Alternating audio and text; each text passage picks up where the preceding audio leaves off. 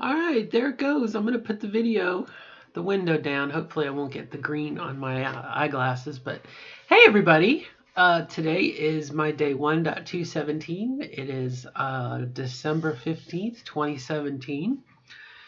And I wanted to make a video today about an experience I had. I went to my office Christmas party, which is, was an hour-long meeting in a conference room. Don't think it was, woo party, but it was very, very nice, and it was the first time that I had gone to a party as myself. Not that I used to be someone else, but I used to be someone else, and the inner me went to the party and had a really good time, and it was very, very nice.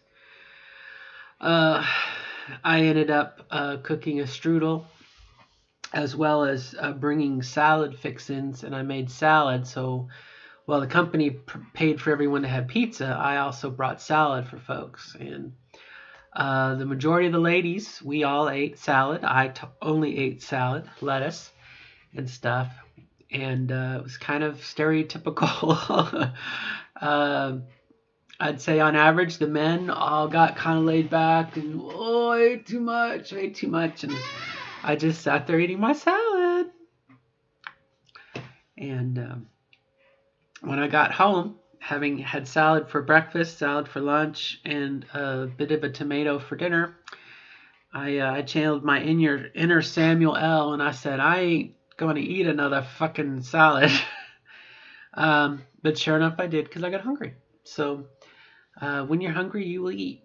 And salad is the way it is. So, but the significance of that. Oh, and I got this little cute bear. Little cute. I love it. Um, I'm not sure. My family, I'll give you a little bit of history.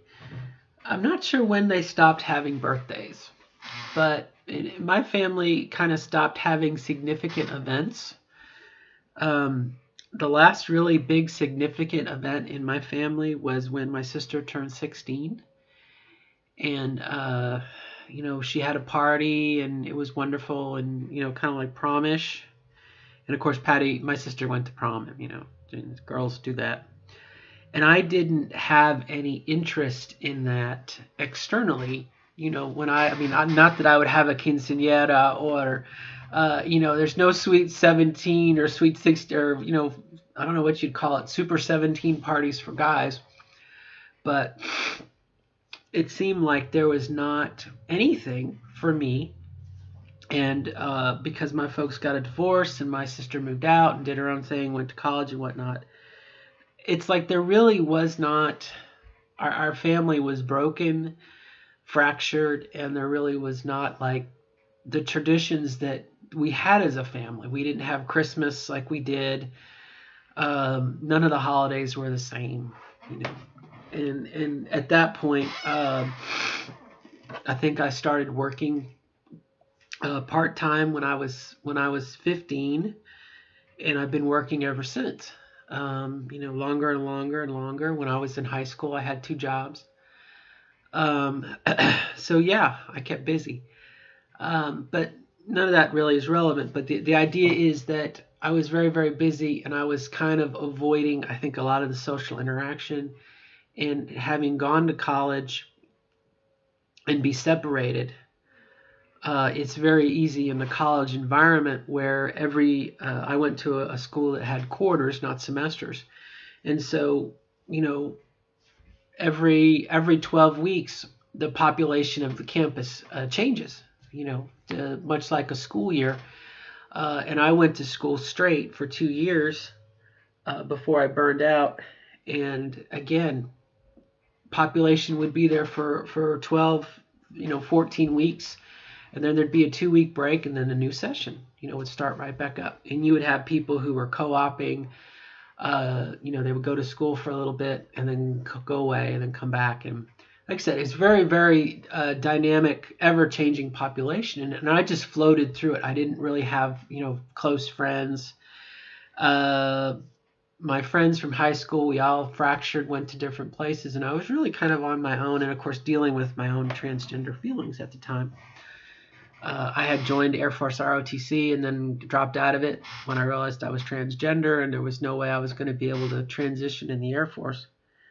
I just, my whole world went upside down. I'm not the only one to have that, that happen. But what I'm building up to is I never had any of those social connections like for a birthday or Christmas or Thanksgiving. I was on my own. And of course, I felt like I was the only person in the world who had these transgender feelings. And then later on, I learned I wasn't.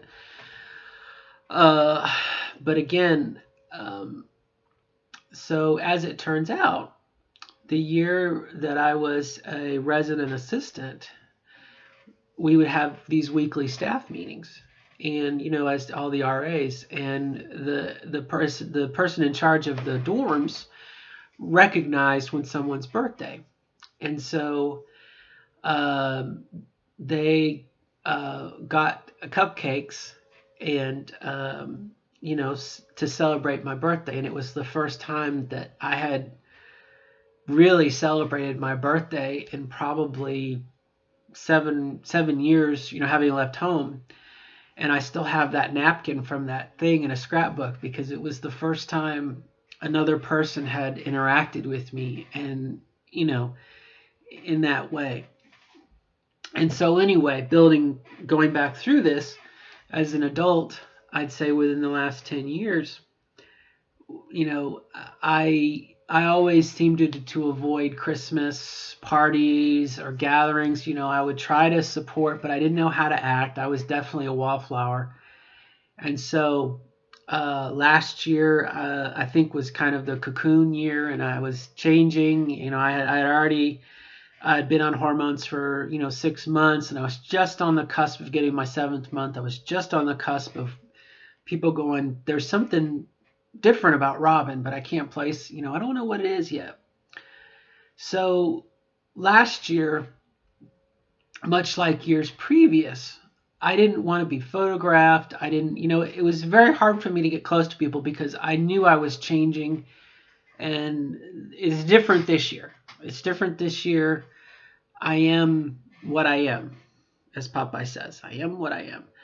And it was just so nice to sit there today in the conference room, and I'm sitting like, well, you can't see how I'm sitting now, but cross my legs and oh, we have a caller. Don't know who that is. But I crossed my legs, and I was a woman in a room full of women eating salad and everything else. Sorry, wrong number. I don't know why a disconnected thought here, but the answer machine says we're not at home right now, and people call and they're like, "Is anybody there? Who?" Anyway, doesn't matter. Got sidetracked on that. Crap.